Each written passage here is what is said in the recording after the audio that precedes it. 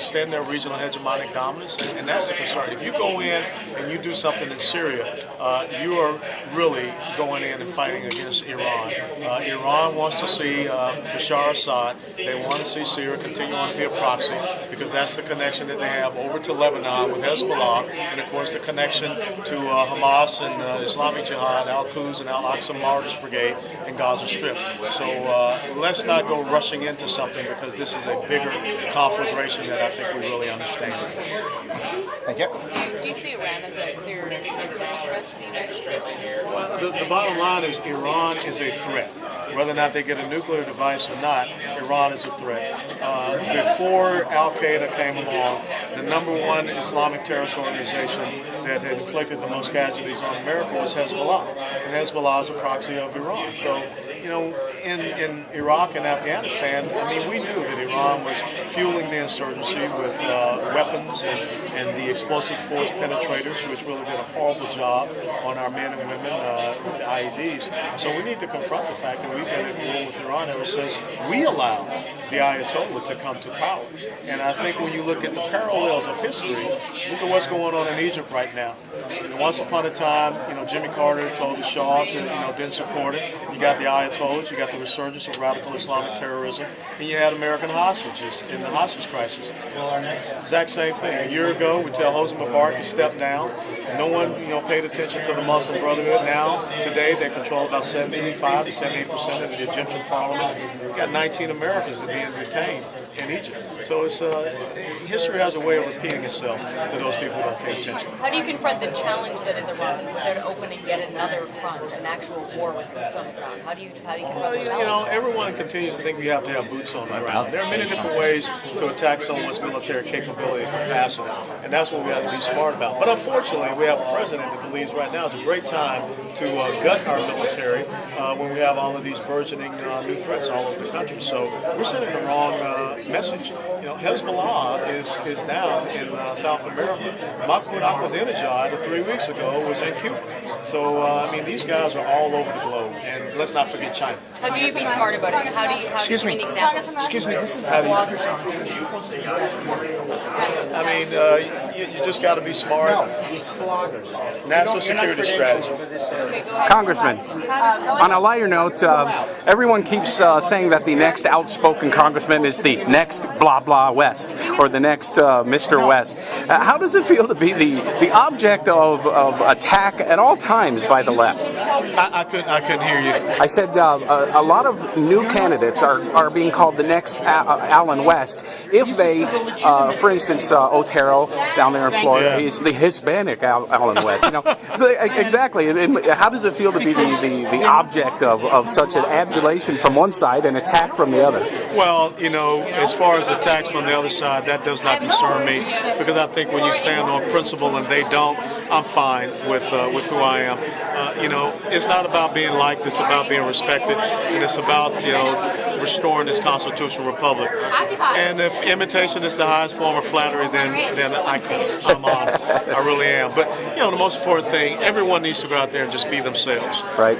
If there are things that people want to take from me and use in their races, I'm absolutely humbled. I don't have any patent on anything, but we have to be unified as we go forward. Right. And what do you think your chances are in your newly redistricted area? I think it's a lot better than running a district that the Florida legislature drew to be 57% Democrat. Right.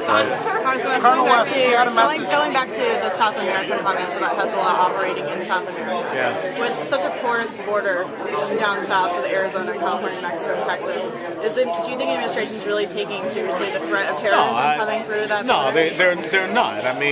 If you go to the Border Patrol website, there's a category called OTMs, other than Mexicans, and no one's really paying attention to that. We knew up here in Washington, D.C. that Iran was working with Mexican drug cartels for an assassination plot against the Saudi ambassador and also the Israeli ambassador. So there are tons of things that are happening right here in our own hemisphere that we're not paying attention to.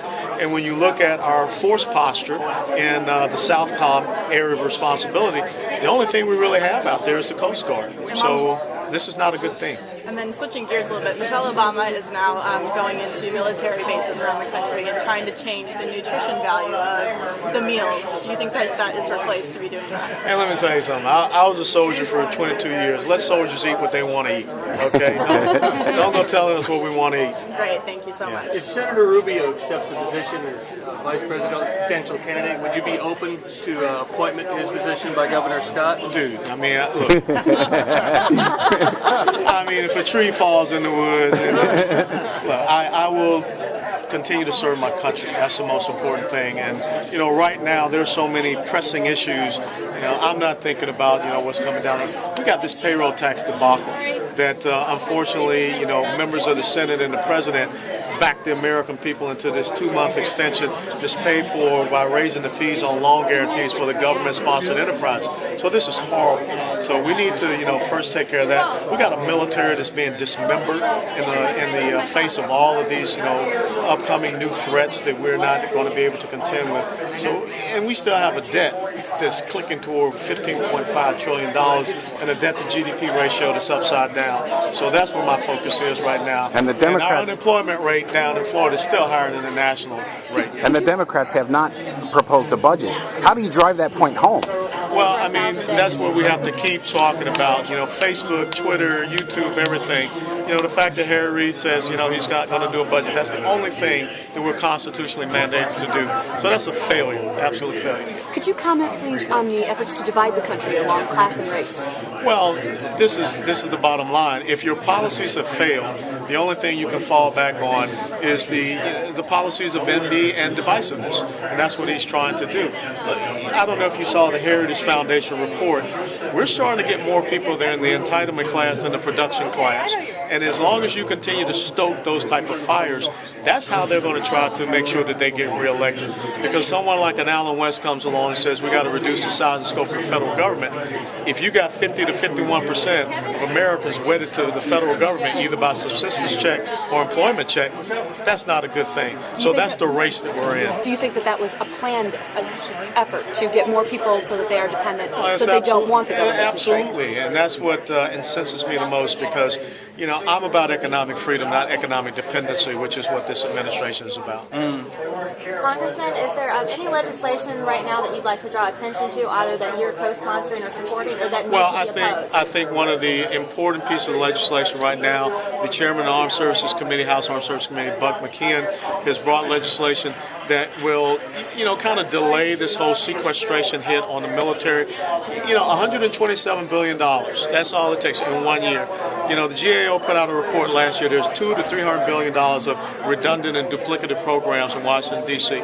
We cannot make the military the bill payer for our fiscal irresponsibility. So I think it's very important. That's a great piece of legislation we need to get behind. And also this payroll tax extension, we need to make sure that we have the right pay for us. This millionaire tax crap, you cannot allow the tax code to be used as a weapon against people who are out there working hard, producing, and who are trying to create the conditions to hire Americans. You know, two very different visions for our country as we go forward. You just mentioned economic dependency. Newt Gingrich took a lot of fire when he tried to make an analogous argument that he used the phrase the food stamp president. Yeah. How do you see that conversation proceeding through the general election? Do you think is there a better way to talk about that? No, you just got to say the truth.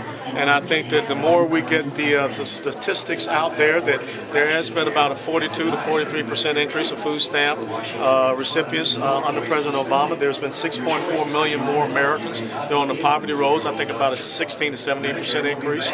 You know, gasoline prices up 83%, price of beef up 24%, pound of bacon up 23%. You know, we're going in the wrong direction. So do you agree with that characterization?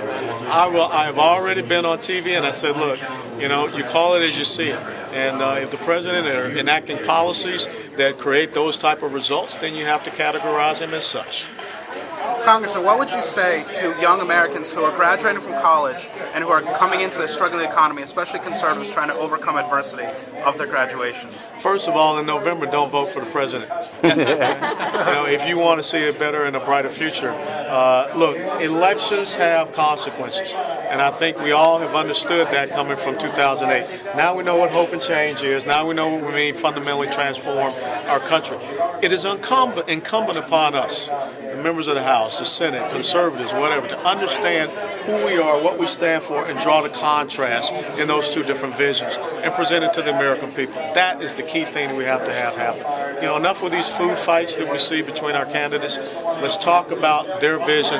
Let's contrast it against what President Obama has for America. And then let us pick the person that's going to be the best gladiator to go into the arena of ideas against President Obama. Wellington, was it you addressed the remarks by your opponent, Patrick Murphy, regarding his comments about you being a coward for running when he just ran in his primary race? Hey, look, you know, I don't know. I guess 22 years in the Army, shot at, almost blown up, jumping out of airplanes. I guess that's not impressive. Representative West, I just want to shake your hand. Thank you for your service to our country and for being a Tea Party guy. It's easy to be a constitutional conservative kind of guy. Anybody else? Are you worried about the Tea Party now? Does it seem like they're ineffective? Do you think that they're No, look, sleeping? let me tell you, no, they're not sleeping. They're very smart. If you think about what's going on. You had the Occupy Wall Street movement show up. There was no need of them getting out there and creating a back and forth with them. They went to ground, as we would say in the military, and kind of like the blob, they'll pop back up, they'll show their energy, they'll show their capability. But right now, look how people are looking at the Occupy Wall Street movement. They've lost all the momentum, they've lost their support, and now people will be able to once again focus on that constitutional conservative grassroots movement. So they didn't create, you know, a back and forth. They didn't fall into the trap that the liberal progressives laid out for them. Very smart strategic move. You appeared in Runaway Slave. I saw that last night. Did I? Yeah. Oh, I didn't know. Interviewed by... Oh, I know. I was just kidding. Hey, look. You saw it? You saw the... Well, I know that I was in it. Look, the thing that the other side cannot stand to have someone like myself being prominent. You know, I was born and raised in the inner city. And when you look at my story, it's a story that understands American exceptionalism. And we got to get more people off the 21st century economic plantation that they want to continue to perpetuate. And so that was a very important film that he put out there. Yeah. And we've got to get that message into the African American community. That's why we had the Conservative Black Forum about 3 weeks ago. Very well received. You know, C-SPAN covered it the full 2 hours. I think they replayed it a couple of times. So the core of the black community is conservatism. We just got to tell them. Remind them of it. They know it. They just need to be reminded.